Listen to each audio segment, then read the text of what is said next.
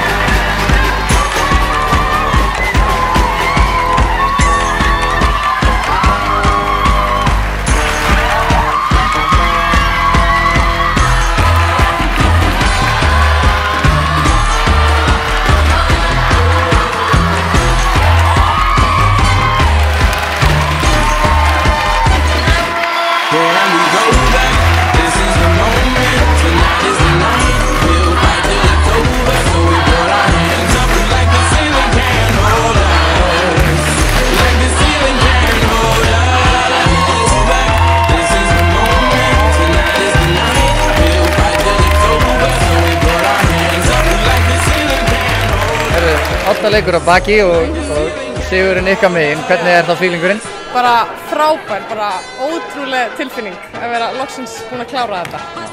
Bara æðislegt. Það var náttúrulega langt tímabil og mikil vinna á baki. Já, mjög langt og mikið stress á síðustu metrunum. En við bara miklu skemmtilega að klára þetta heima heldur en í stjörnuheimilinu, þannig að bara miklu skemmtilega svona. Þetta er spennandi. En húsið hérna troðfullt og það getur nú allavega verið skemmtilega að spila körfubolta. Ótrúlega gott að fá alla þessa áhorfendur og bara koma okkur halva leið. Það hjálpar? Já, það hjálpar alveg ótrúlega mikið. Þið voru svona með yfirhöndina strax í öðrum leikluta, kemur smá rönn hjá Stjörnunni aftur. Hvar var munurinn á þessum liðum? Við vorum bara, ég held við höfum viljað þetta meira heldur en þær. Við vorum búin að undirbúa okkur þvílíkt undir þennan leik og við vissum alveg að við myndum vinna.